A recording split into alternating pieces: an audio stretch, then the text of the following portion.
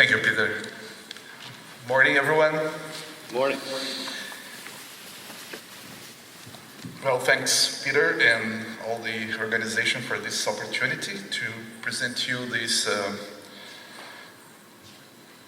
topic, livestock and crops integrated systems.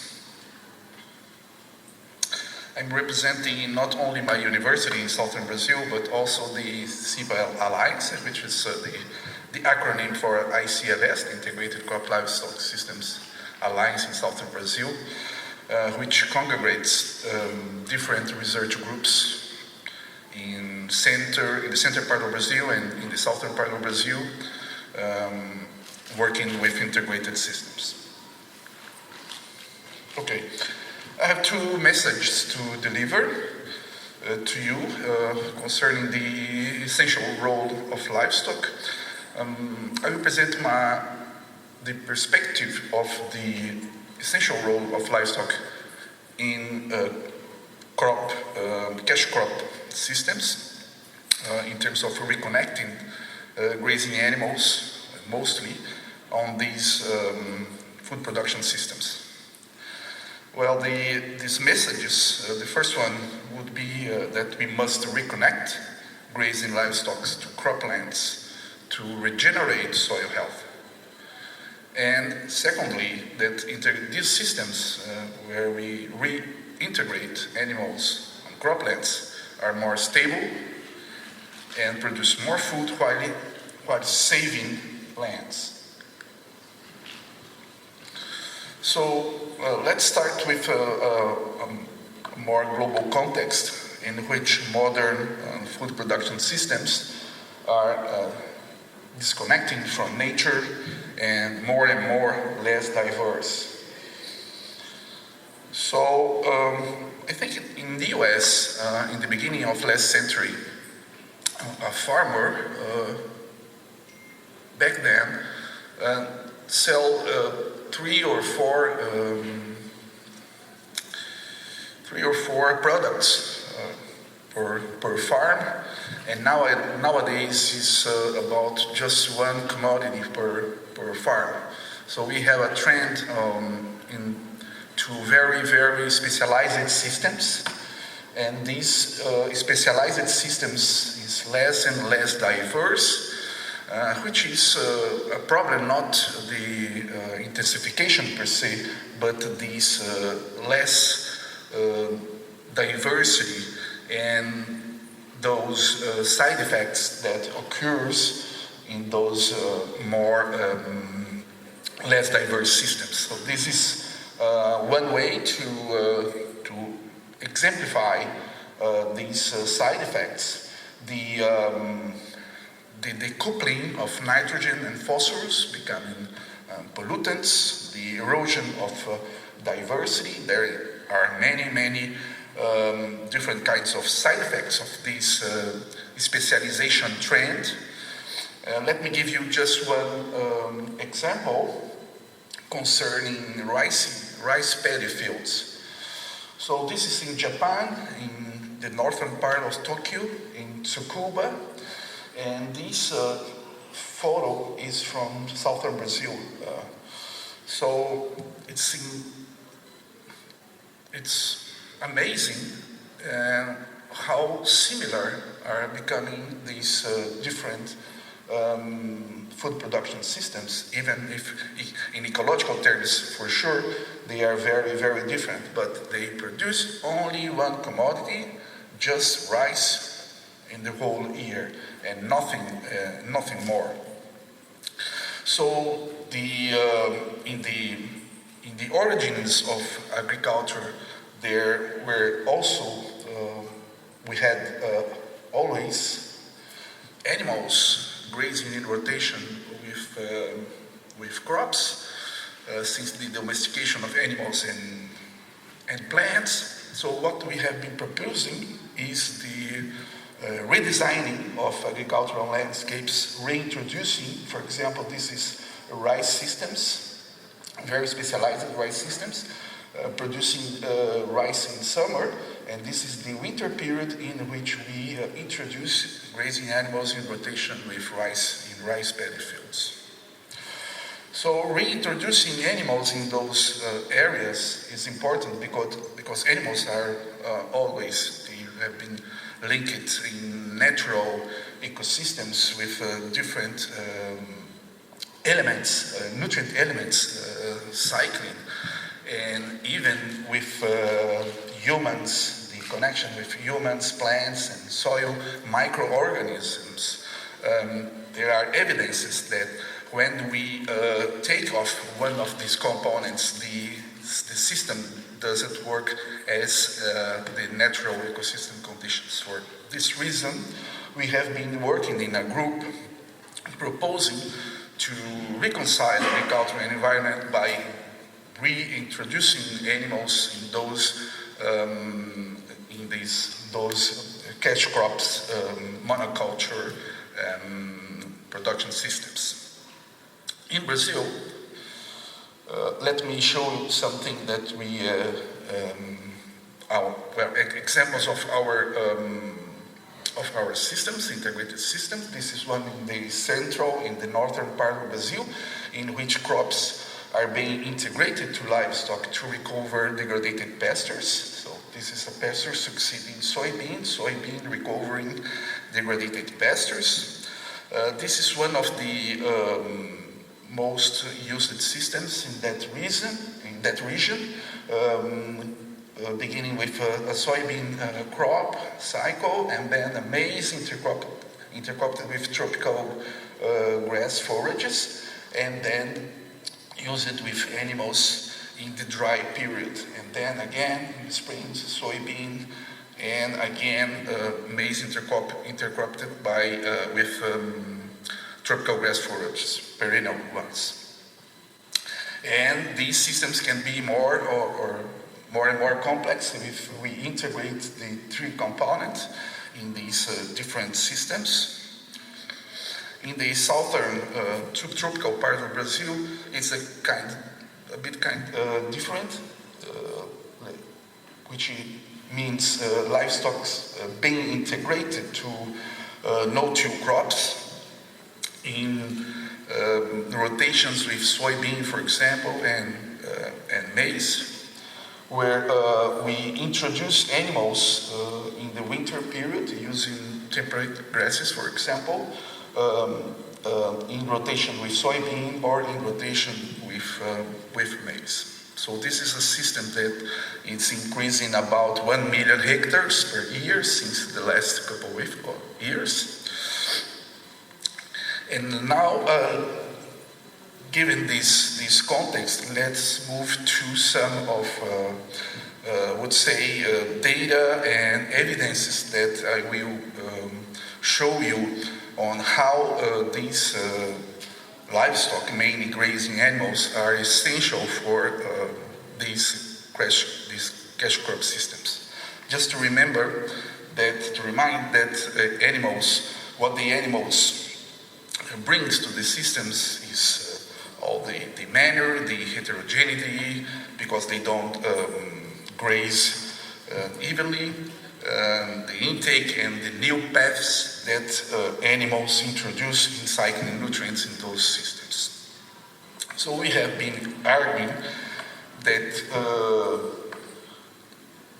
we have a close reconnection at the local scales if we use herbivore production systems with cereal-based cropping systems, helping farmers to maintain and recover the fertility of their soils. So we have a lot of evidence on chemical attributes, microbial attributes, and physical soil attributes as well, being increased when we reintroduce what we call this herbivory trophic level in these cash crop systems. So let's start with carbon, soil carbon content. This is a way to show that this is pure, no-till cash crop systems.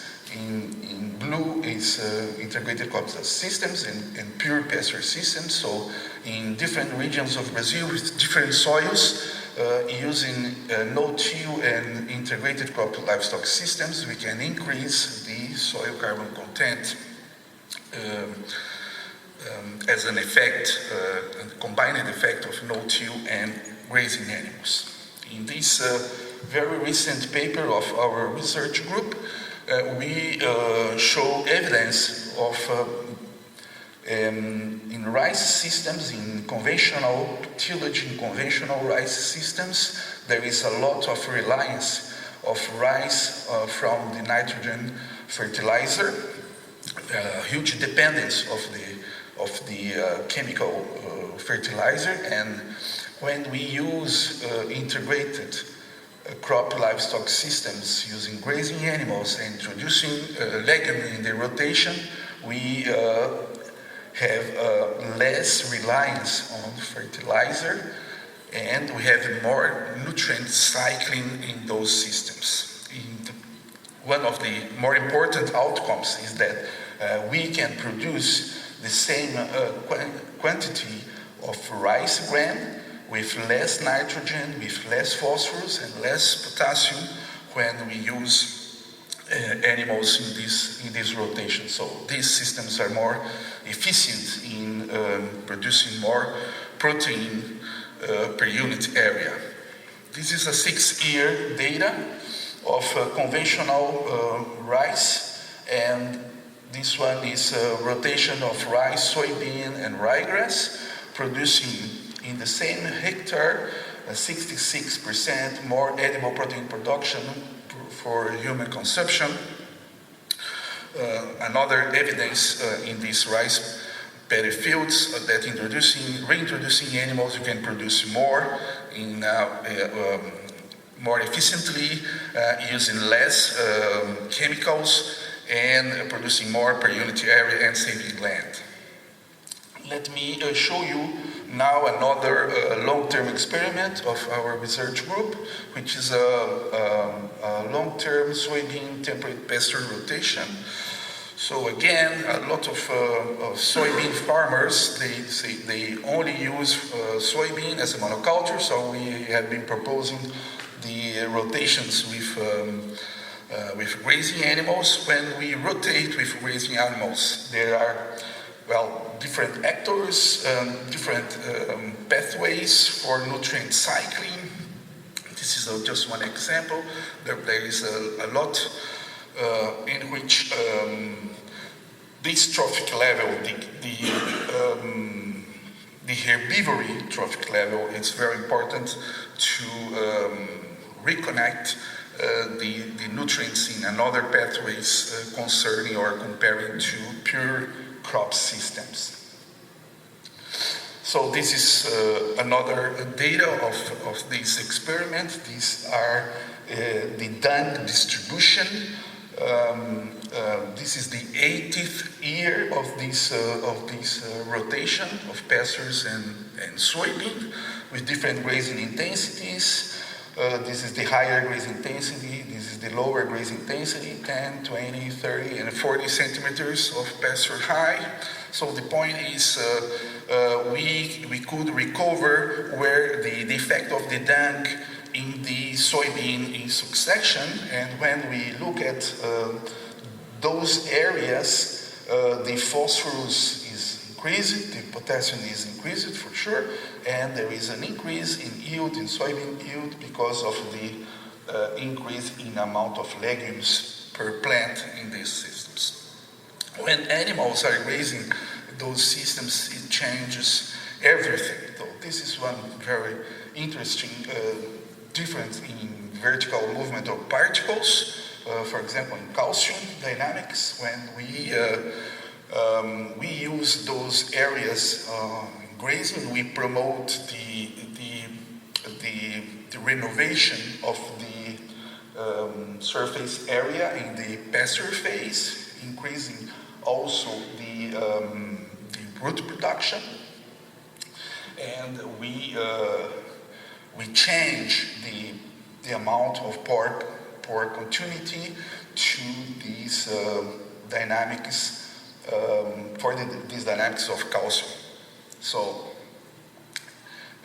amazingly, there is a change in how deep and how fast these lime react the soil. So this is the ungrazed system.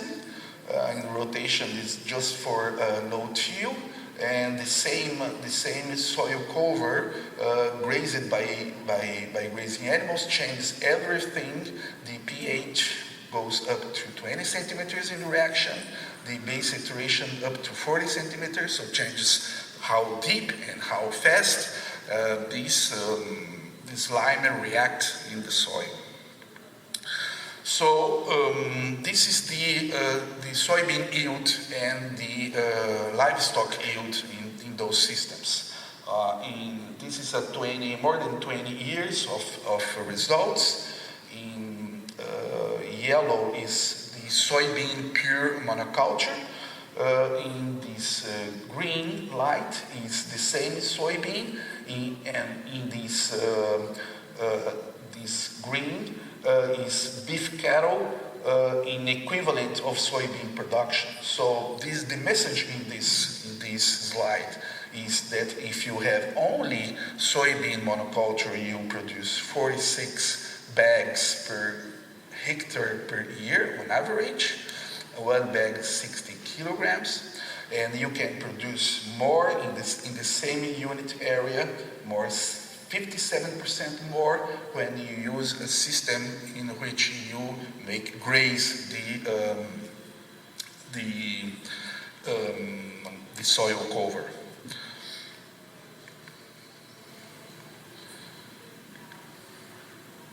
Okay, so another message, very important, is what occurs in these bad years of drought. So for this, we worked in terms of how grazing animals enhance animal system stability. So this is a recent work of our research group in which we calculate the yield resistance and yield stability of these different systems, the ungrazed and the different grazing intensities in rotation with soybean. And the ungrazed system is the less resistance and less stability. And the most important is, on average, the grazed systems produce more human digestible protein per hectare and produces more profitability, 112% more. And maybe most important than this is what occurs in bad years. So you can see here on average a production or profitability of $106 per hectare in bad years, and at least in these bad years we can produce much more, 188% more when you are using grazing animals in rotation with those soybean. This is a recent paper in which we worked in the 22 years of this data, bringing evidence that we can produce 24% more protein production per unit of soil organic carbon of the systems during these 22 years perspective in the system in which we reintegrate animals compared to pure soybean systems. And very recently we are working on this perspective right now. I hope to have the help of Peter in this sense, trying to address this question of how many people can be nourished in 1 hectare using these common pure soybean production systems versus the integrated complex ox systems. So the preliminary results is that this is the amount of people in terms of protein, iron, zinc, and B12 vitamin, the amazing increase in the same hectare of how much people we can nourish just reintegrating animals in those systems. So almost finishing, This is another kind of integrated crop livestock systems using small ruminants used in a soybean maize integration. Again, in these systems, we can produce more energy consumed by humans compared to specialized soybeans. This is on average of the first years of this rotation of animals and soybean compared to pure soybean. This is another issue that we have been working on, which is the what we call system fertilization. This is the work with Dubé as well, with the group. And we can, in the first 3 years, we proved that we can make animals recycle all these nutrients, producing more during the pasture phase and producing the same soybean yield without fertilizing the soybean and promoting the recycling of the nutrients during the pasture phase. But this was the 3 first years of the experiment. What is interesting in the 50th and the 60th years of the experiment, that it was the continuity of the increasing in the further production, but we start to register an increase in soybean production. Even with no fertilization, the classical fertilization in soybean. And in the 7th and the 8th years of this experiment, this is a very recent paper, there is a continuity in increasing the forage production and an increase in soybean productivity, and this is very interesting. And when we look at this index of water retention, this is some kind of calculus, different parameters of soil, but the message is an increase in 14% of the soil capacity to retain water. So these systems is being increasingly, the soil health is being increased, is being promoted by the grazing animals. And how they do this? They do this because of the microorganisms in soil increase with the presence of the animal, increase in terms of biomass, increases in terms of diversity. So this is when an example using grazing animals and this system fertilization, we can increase the amount, for example, of fungi, mycorrhizal fungi in terms of 140% more, and this changes everything in terms of, for example, phosphorus nutrition in soybean. So I hope to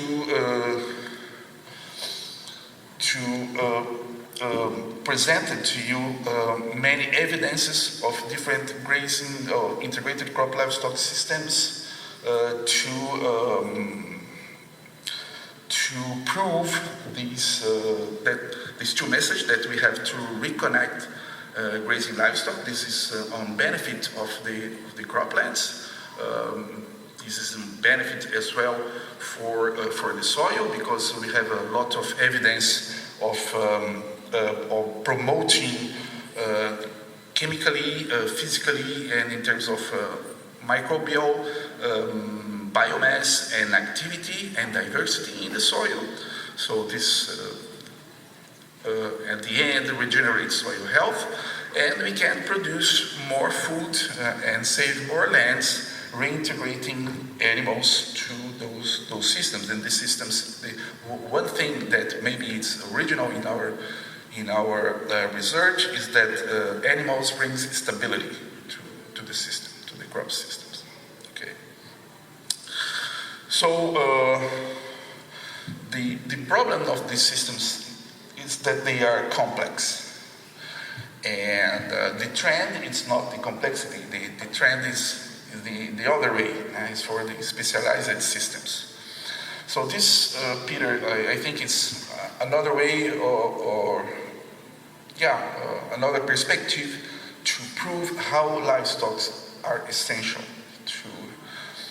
to societal, but in agriculture, in terms of agricultural landscapes, they are really important, and we must reconnect grazing animals to those areas. Thank you very much for your patience.